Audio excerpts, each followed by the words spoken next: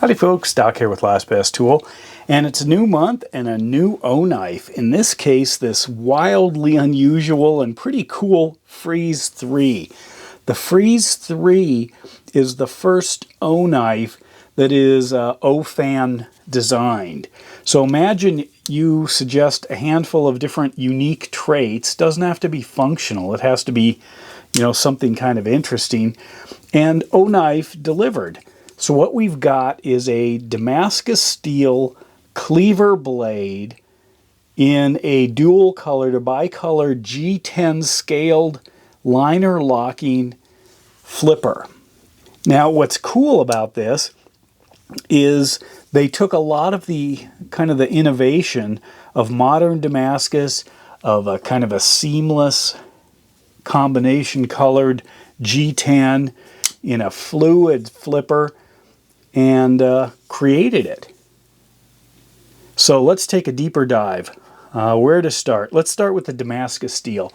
If you look at this Damascus, it's actually more of a typhoon pattern than a raindrop pattern, but it is serious Damascus. You can see inside this fuller that runs the full length of the blade here, that there is a Damascus patterning inside, and you can actually capture a little bit of it as you roll over the top, which is important because a lot of Damascus, inexpensive Damascus anyway, it might just be laser etched. But you can find the Damascus profile in different places.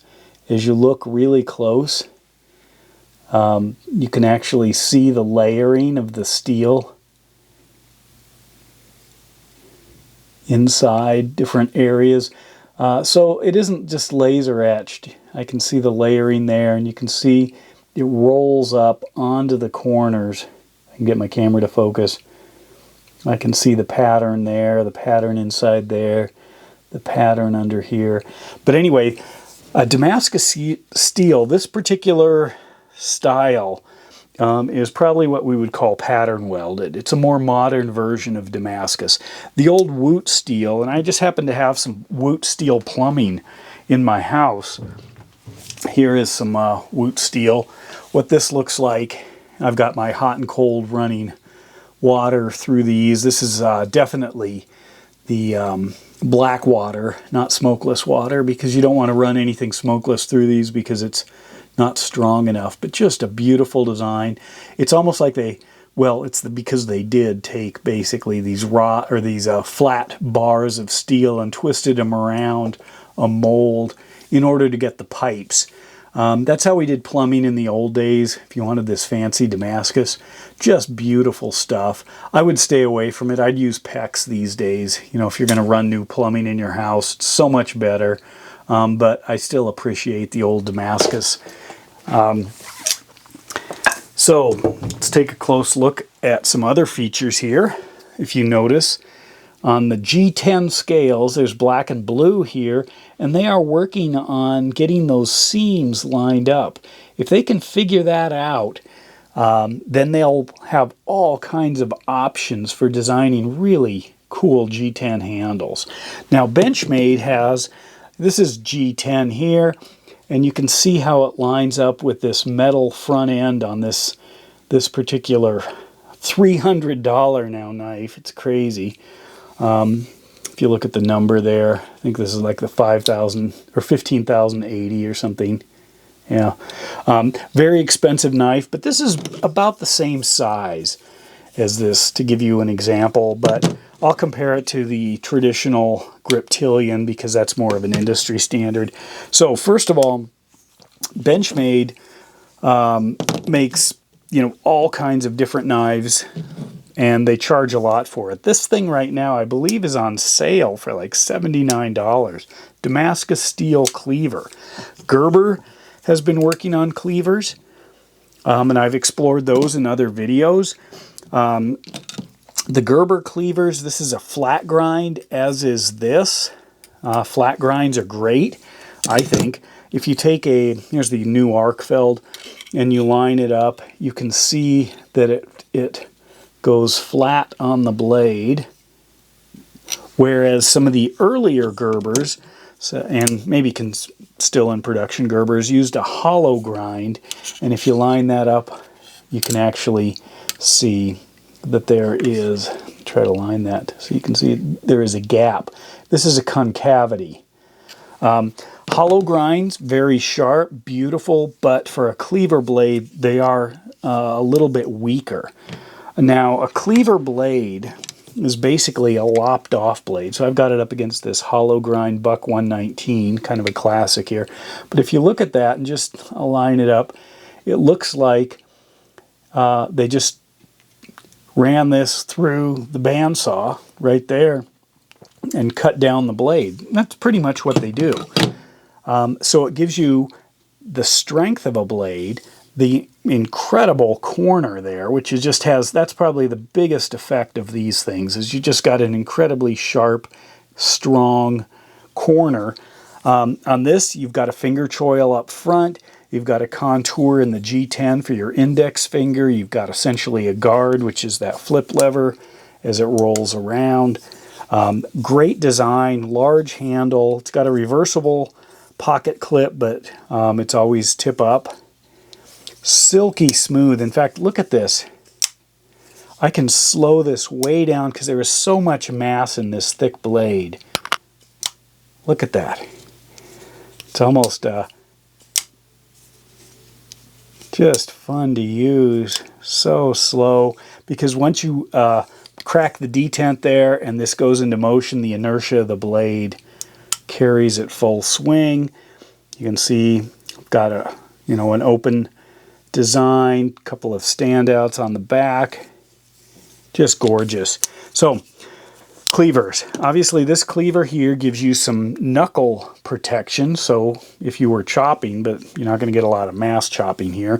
Chopping basically came from the idea of when hatchets made their way into the kitchen. So we used hatchets, and we still do often because they are excellent. In fact, the Alaskan Ulu knife is kind of more the hatchet front end. It just has a different handle. But if you were to design a kitchen knife like a hatchet, you might come up with a cleaver. And small cleavers are pretty trendy now, even though most people don't know what they're good for. Basically, it's a bomb-proof, super strong, very sharp corner knife for a lot of traditional cutting tasks. What you lose is the tip. So for some precision work, drop point stuff, for bush crafting, this is more like a razor compared to, if we ran a tip out where you could do some finer work up there. This is a little bit tougher, but a very strong design. You can see just the girth of that blade all the way around. So, how does it weigh? Or what does it weigh? Let me crack this open. What we've got is a fairly hefty knife. You can see this. I've got 5.4 ounces. If I throw on this large Benchmade here, I've got 5.5 ounces, so 1/10 of an ounce more. But if I go back in time to this old Buck 110, wood, brass, etc., this used to be a classic. Everyone had one if you were somebody. And this thing's 7.5, almost 7.6 ounces, so it's a lot more. So it's not super heavy. If we throw something on a little smaller like this Roberto 3 by Oknife, we're way down to 2.95, basically 3. And then the classic, this is a full-size Benchmade Cryptillion. You're running around 3.9 or 4 ounces. So by 4 ounces to 5.5, it is noticeable, but it is a really hefty knife. Now, I'm not usually into collecting knives for the collecting's sake, but this might be one that is worth considering. Oknife does include, their coins. This is what the Freeze 3 coin looks like. It's got a shark there. Don't know the history of that. But this, to me, might be the first collectible in my collection, Oknife, because it's very unique.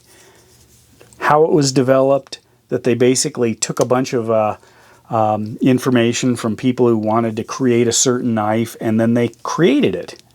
Now, I imagine soon we're going to have all kinds of other unique knives, But to have something like this created because people wanted it, you just don't see that. And that's one of the things why I'm supporting Oknife, I guess in this case, the tangent of Oknife that, or excuse me, of Olight that makes knives, is they're curious.